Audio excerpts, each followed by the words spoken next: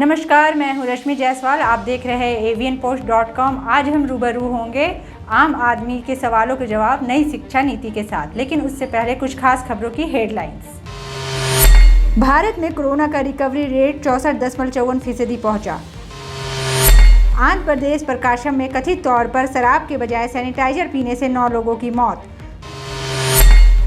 Sushant Singh Rajput case में CBI जांच कराने पर विचार कर रही है बिहार सरकार। दिल्ली में 15 अगस्त को आतंकी हमले का खतरा, ड्रोन उड़ाने पर लगी रोक। झारखंड बाघमारा विधायक बुल्लू महतो को हाईकोर्ट से मिली जमानत, यौन शोषण का था मामला। आप देख रहे हैं avianpost.com। आज हम रूबरू होंगे आम जनता के सवालों का जवाब नई शिक्षा नीति के साथ। कौन कहता है कि रोशनी चिरागों से ही होती है, शिक्षा से भी घर रोशन होते हैं। अगर आप छोटे बच्चों के माता पिता हैं तो आपको चिंता होगी कि क्या नई शिक्षा नीति के बाद भी आपको अपने बच्चे के नर्सरी में दाखिले के लिए माथापच्ची करनी होगी। अगर आपके बच्चे 10वीं वार्ड में पढ़ने वाले हैं तो आपको चिंता होगी कि कॉलेज में दाखिले के लिए क्या 90% ही अंक लाने होंगे। और अगर आपके बच्चे कॉलेज में पढ़ रहे हैं तो आपको चिंता होगी नौकरी की। क्या नई शिक्षा नीति से नौकरी में उनको सहूलियत मिलेगी। देश की नई शिक्षा नीति में आम जनता ऐसे ही सवालों का जवाब ढूंढ रही है। सबसे पहले शुरुआत स्कूली शिक्षा से करते हैं। नई शिक्षा नीति में पहले जो 10+2 की बात होती थी, अब उसकी जगह सरकार ने 5+3+3+4 की बात कर रही है। 5+3+3+4 में 5 का मतलब है 3 क्लास प्री स्कूल के, क्लास 1 और 2। उसके बाद 3 का मतलब है 3, 4 और 5। उसके बाद 3 का मतलब है क्लास 6, 7 और 8। और आखिर में 4 का मतलब है क्लास 9, 10, 11 और 12। यानी अब बच्चे 6 साल की जगह 3 साल की उम्र में फॉर्मल स्कूल जाने लगेंगे।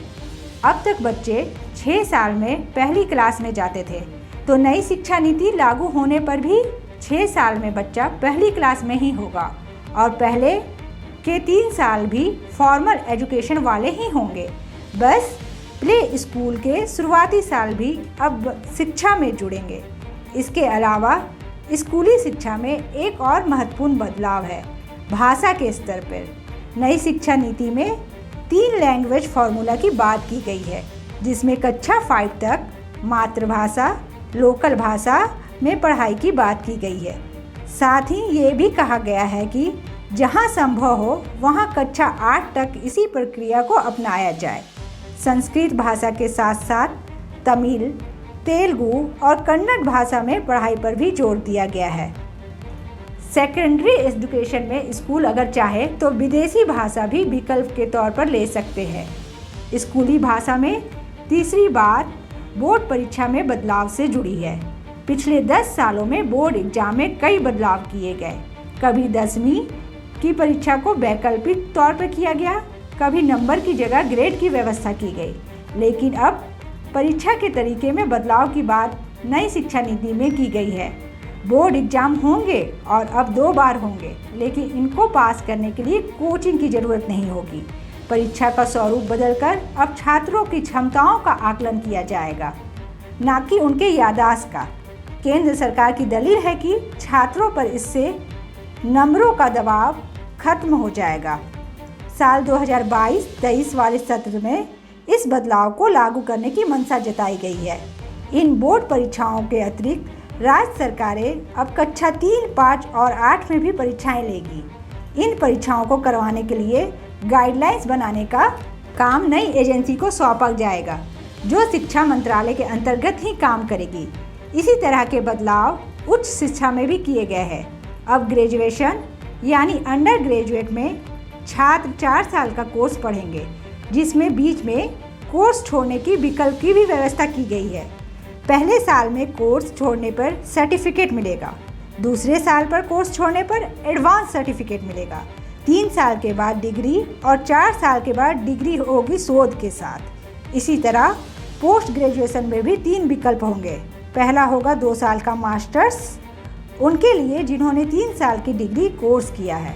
दूसरा विकल्प होगा 4 साल का डिग्री का, जो कि शोध के साथ करने वालों के लिए होगी।